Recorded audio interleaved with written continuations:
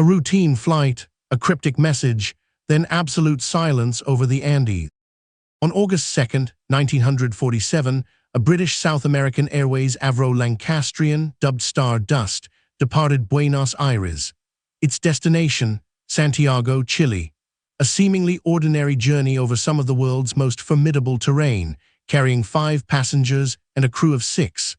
Yet, within hours, it would become one of aviation's most enduring enigmas. The Lancastrian, a civilian adaptation of the Avro Lancaster bomber, was a robust aircraft. But the Andes, particularly the Aconcagua region, presented a severe test even for experienced pilots. Treacherous updrafts, downdrafts, and unpredictable weather could turn a clear sky into a blizzard in minutes. Captain Reginald Cook, a seasoned pilot, was at the controls. He'd flown this route numerous times. His co-pilot, George Birkbeck, navigator D.S. Grubb, radio officer Dennis B. Harmer, and stewardess Iris Evans completed the crew. They were well prepared for the journey ahead. Stardust's flight was largely uneventful until it approached its destination. As they neared Santiago, the crew began to send routine position reports. The weather, however, was deteriorating rapidly. Snow and high winds were beginning to obscure the mountain passes. At 5:41 p.m., Santiago Air Traffic Control received a Morse code message from Stardust. It was a standard report, ETA Santiago 17:45 GMT. But then, something highly unusual occurred. The radio officer sent a final, perplexing message, Stendek. Then silence. The signal cut out abruptly. Santiago controllers tried desperately to re-establish contact. There was no response. Stardust had vanished. The cryptic Stendek was the last word ever heard from the aircraft. Search efforts began immediately. Argentine and Chilean air forces launched extensive aerial searches, scouring the vast, snow-covered peaks of the Andes. Ground teams braved the treacherous terrain, hoping to find wreckage, survivors, anything. But the mountains yielded nothing. The disappearance of Stardust fueled rampant speculation. Was it sabotage, a mechanical failure, or had it simply succumbed to the notorious weather of the Andes? The Stendek message became the focal point of the mystery, inviting countless theories. Some believed Stendek was a coded message, perhaps an anagram or an abbreviation for something sinister. Others thought it might be a garbled transmission, corrupted by static or pilot error. The lack of any crash site made it impossible to confirm anything. Over the decades, Stardust became a legend. Expeditions were mounted, books written, and documentaries produced, all seeking answers to its fate. But the Andes, a silent giant, held its secrets tightly, swallowing the aircraft whole. Then, over 50 years later, in January 2000, 2 Argentine mountaineers made an astonishing discovery on Mount Tupangado, an imposing 21,000-foot peak. Amidst the ice and snow, they found fragments of metal and clothing, clearly not natural to the environment. Word reached the authorities.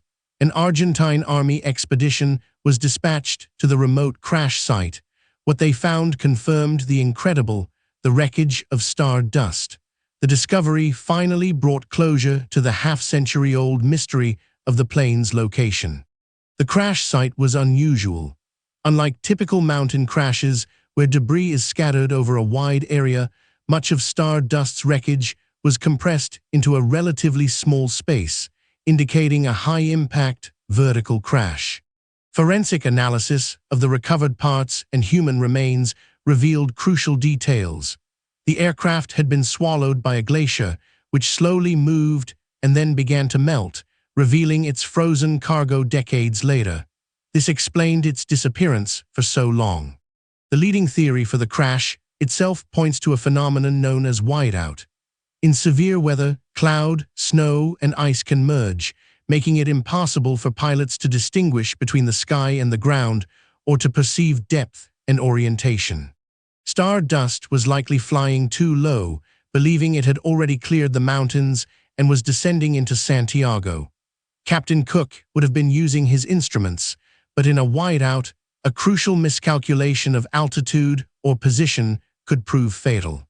The aircraft likely flew directly into the sheer face of Mount Tupangado, impacting at high speed.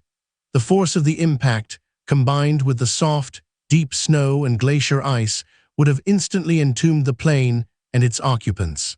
But what about Stendek? The most widely accepted explanation today suggests it was a garbled abbreviation for STNDENT, meaning Standard Emergency or Standard Descent. Radio conditions in the Andes were notoriously poor, especially in severe weather. The radio officer, Dennis Harmer, might have been transmitting under extreme duress in the final seconds before impact. The Stendek message was likely a desperate, incomplete attempt to communicate their dire situation, cut short by the crash.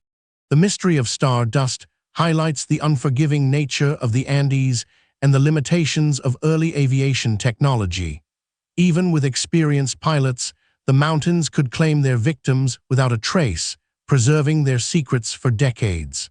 The discovery of Stardust's wreckage not only solved a half-century-old mystery, but also offered a poignant reminder of the power of nature. The glacier became both tomb and time capsule, holding the aircraft and its passengers until the ice finally decided to release them. Today, the story of Stardust serves as a testament to the relentless pursuit of answers in aviation mysteries.